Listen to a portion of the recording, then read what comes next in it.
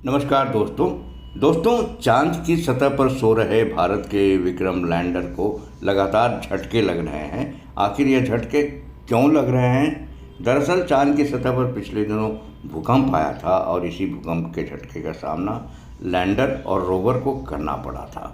दोस्तों, आपको मालूम है कि चंद्रयान-3 का लैंडर और रोवर अभी सुषुप्तावस्था में है, सो रहा है, गहरी नींद में चला गया है। और वह इसलिए गया है क्योंकि चांद पर अब ही रात हो गई है और दिन का उजाला समाप्त हो चुका है। लेकिन जैसे ही दिन का उजाला वापस आएगा, सूरज चांद पर निकलेगा, ये दोनों फिर से जाग जाएंगे और सक्रिय होकर के अपना काम करने लगेंगे। दोस्तों, भूकंप पिछले दिनों चांद पर आया था, ज़बरदस्त आया था और इसी भूकंप के झटके का सामना लैंडर और रोवर को करना पड़ा था। भारतीय अंतरिक्ष एजेंसी इसरो ने बताया था कि विक्रम लैंडर ने चांद की दक्षिण ध्रुव की सतह पर प्राकृतिक घटना को दर्ज किया है। इससे संकेत मिलता है कि चांद पर भूकंप आया था। विक्रम लैंडर पर भूकंप का पता लगाने के लिए उपकरण लगाया गया है। इस उपकरण ने प्रज्ञान रोवर और अन्य उपकरणों की हलचल का भी पता लगाया था। वैज्ञानिकों के मुताबिक धरती पर जो भूकंप आता है वह कुछ सेकंड के लिए आता है, कभी कभी एक आध मिनट के लिए आता है, 1 मिनट से थोड़ा सा ज़्यादा के लिए आता है।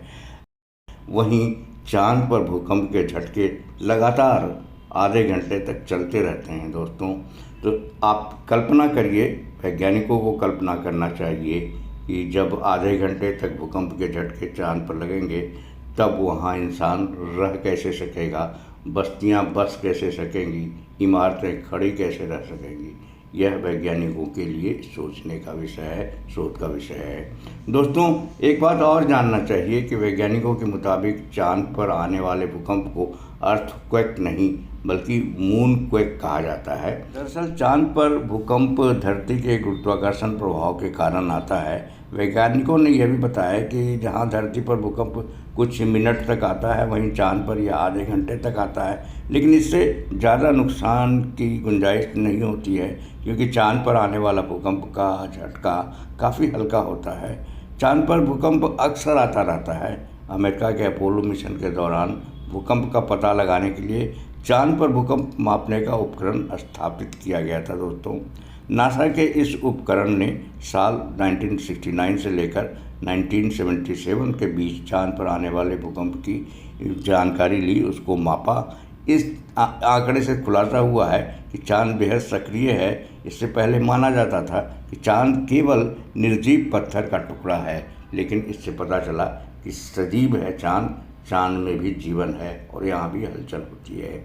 वैज्ञानिकों के मुताबिक चांद का गुरुत्वीय प्रभाव के अलावा अब उल्का पिंड के गिरने की वजह से भी चांद पर भूकंप आते हैं, उससे भी काफ़ी नुकसान होता है चांद की सतह को। हालांकि सीमित डेटा के कारण वैज्ञानिक पूरी तरह से सुनिश्चित नहीं है चांद पर यह भूकंप आखिर क्यों आता है और उसका व्यवहार क्या होता है।